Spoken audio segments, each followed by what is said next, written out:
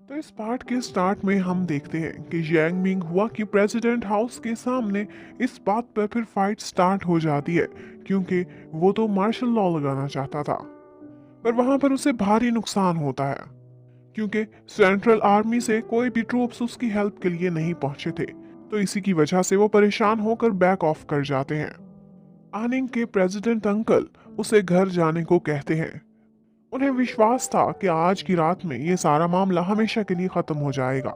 जब जैंग मिंग हुआ वहां से भाग कर जा रहा होता है तो उसके सामने डिलिन आकर खड़ा हो जाता है। उसके साथ उसके बहुत सारे सिपाही थे, लेकिन वो जैंग मिंग हुआ की हेल्प करने की बजाय उसे गद्दार कह के अपने सिपाहियों से उसे अरेस्ट करने को कह देता है।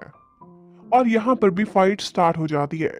जैंग मिंग हुआ बहुत हैरान था कि डिलिन इतने अरसे से उसे बेवकूफ बना रहा था। यहाँ पर काफी देर फाइट चलती रहती है और डिलिन का डायरेक्ट आमना सामना यांग मिंग हुआ से होता है। वो दोनों एक दूसरे का मुकाबला करते हैं और यहाँ पर फाइट करते करते डिलिन यांग मिंग हुआ को उसके घोड़े से नीचे गिरा देता है, फिर उसको घायल करता है और फिर आगे बढ़ता है और उसके सीने में तलवार उतार देता है। जब यांग मिंग हुआ जख्मी हालत में नीचे गिरा तड़प रहा होता है तो ऊपर से मिस्टर प्रेसिडेंट आता है। पहले तो उसके घाव को और तकलीफ देकर उससे अपना बदला लेता है और फिर उसके बाद यांग मिंग हुआ को हमेशा के लिए खत्म कर देता है। और उसके बाद मिस्टर प्रेसिडेंट स्टर्लिंग को ऑर्डर देते हैं कि इस गद्दार के सारे साथियों को चुन चुन के मार डालो, जो उनको पनाह देते हैं उनको भी खत्म कर दो। और उसके बाद वो पहले तो डिलिन को शाबाश देते हैं और फिर उसको एक लिस्ट थमाते हैं। ये लिस्ट उन साथियों की थी जो यांग मिंग हुआ के लॉयल थे और सेंट्रल आर्मी में काम करते थे। प्रेसिडेंट ने ऑर्डर दिया था कि इन सारे ऑफिसर्स को जाकर मार दिया जाए। डिलिन सर झुकाकर उनका ऑर्डर मान लेता है और उसके बाद हम देखते हैं कि कैपिटल की सड़कों पर तबाही फैल जाती है। बहुत सारे लोगों को मार दिया जाता है जिन पर शक होता है कि वो गद्दार के साथी थे। यांग मिंग हुआ के सारे लॉयल ऑफिसर्स और सिपाहियों के घरों को भी जला दिया जाता है। उसके राइट हैंड लुओ मिंग के घर जाते हैं। वो अपने घर पर नहीं था। उसके सारे फैमिली मेंबर्स, बेचारे इनोसेंट बच्चों से लेकर बड़ों तक, सबको मार देते हैं। जब वो वापस आकर ये सीन देखता है तो वो बहुत तड़पता है और काफी देर तक वहां बैठकर रोता रहता है। एक जगह पर एक फीमेल ऑफिसर देखती है कि कुछ सोल्जर्स इसी तरह के केओस का फायदा उठाकर लोगों की रॉबरी कर रहे हैं। तो वो ये सब देखकर परेशान हो जाती है। फौरन से मिस्टर प्रेसिडेंट के पास आती है और उनको बताती है कि किस तरह से गद्दारों को खत्म करने के नाम पर बहुत से इनोसेंट लोगों को भी मारा जा रहा है और कुछ सोल्जर्स लोगों को लूट भी रहे हैं। आप प्लीज ये सब कुछ रोकने के ऑर्डर्स दें। लेकिन मिस्टर प्रेसिडेंट को कुछ भी नहीं सुनना था। वो कहते हैं कि आज की रात ये किस्सा खत्म हो ही जाए तो बेहतर है। मुझे कोई भी गद्दार जिंदा नहीं चाहिए, चाहे किसी भी कीमत पर हो। उधर जी शियू को दिखाते हैं कि उसने कॉन्फ्रेंस हॉल में उस सेंट्रल आर्मी के ऑफिसर्स को आराम से बिठाया होता है। इतने में ऊपर से डिलीन आ जाता है और सिपाही उन ऑफिसर्स को पकड़ लेते हैं। डिलीन यहाँ पर प्रेसिडेंट के ऑर्डर्स दिखाता है कि 300 ऑफिसर्स को मारने का ऑर्डर हुआ है। ये वो ऑफिसर्स थे जो यांग मिंग हुआ के लॉयल हुआ करते थे और इन्होंने जीचुआन फैमिली से गद्दारी की थी। वो ऑफिसर्स बहुत तड़पते हैं, कहते हैं हम जी शियू के कहने पर आज रात खामोशी से अंदर बैठे रहे, कोई एक्शन नहीं लिया, हमें माफ कर देना चाहिए। जी शियू को भी ये सब बिल्कुल अच्छा नहीं लगता। वो आगे बढ़ता है, डिलिन को रोकने की कोशिश करता है। वो कहता है कि इन लोगों को सुधारा भी जा सकता है, इनको मारना जरूरी नहीं है। डिलिन प्रेसिडेंट के ऑर्डर से इनकार नहीं कर सकता था।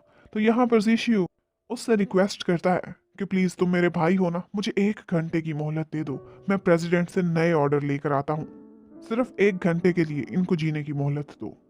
और उसके बाद जी शियू तेज स्पीड में जाता है, अपने घोड़े पर बैठता है और प्रेसिडेंट हाउस की तरफ बढ़ जाता है। गार्ड्स उसे अंदर नहीं जाने देते तो वो बाहर से ही शोर मचा देता है।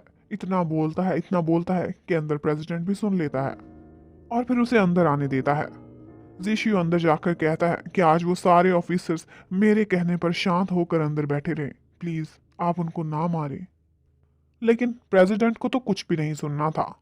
जीशियो के बार बार रिक्वेस्ट करने पर प्रेसिडेंट अपनी स्टिक बजाते हैं जिस पर सारे सिपाही अंदर आ जाते हैं और मिस्टर प्रेसिडेंट जीशियो पर गुस्सा करते हैं कि इतने अरसे से तुम कैपिटल में आए हो, किसी दिन एक दफा भी मुझसे आकर मिलने की तुमने हिम्मत नहीं की। तुम्हारी भी बहुत सारी गलतियां हैं।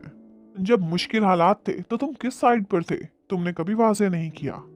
तो जीशियो कहता है कि मैं अपने लो स्टेटस की वजह से आपका सामना करने से डरता था, वरना मैं फैमिली से कितना लॉयल हूँ ये तो आप जानते ही हैं।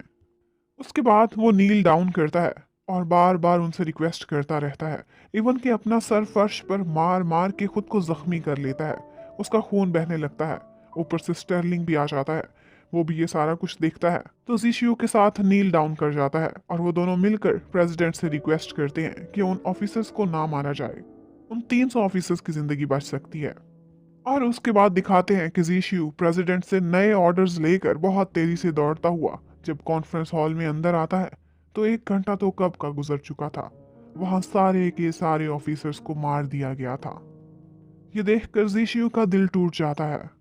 वो बहुत तड़पता है। उसका सर भी चकराने लग जाता है। वो डिलिन से शिकवा करता है कि थोड़ी देर और रुक जाते मेरी खातिर, लेकिन डिलिन कहता है कि तुम्हें क्या लगता है मैं प्रेसिडेंट को अच्छे से जानता नहीं हूँ? अगर वो आज तुम्हारे कहने पर इनको छोड़ भी देते, लेकिन ये मत भूलो कि वो भी एक कनिंग फॉक्स है। इनको ज्यादा दिन जीने ना दिया जाता और हम लोग जो ऑर्डर नहीं मानते वो भी इन्हीं में से एक ही गिने जाते। और डिलिन उससे कहता है कि अब जो कुछ होना था हो गया, ये सब बुलाओ और आगे की तरफ देखो। ये सब देखकर जीशियो बहुत सैड हो जाता है और उसके बाद खामोशी से वहां से चला जाता है।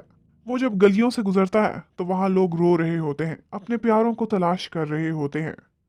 जीशियो जब सर झुका के चलता चलता घर की तरफ जाता है तो इतने में सुबह हो जाती है और वो अभी तक मुसलसल रोए जा रहा था। यहीं पर ही ये पार्ट खत्म होता है। Thank you for watching.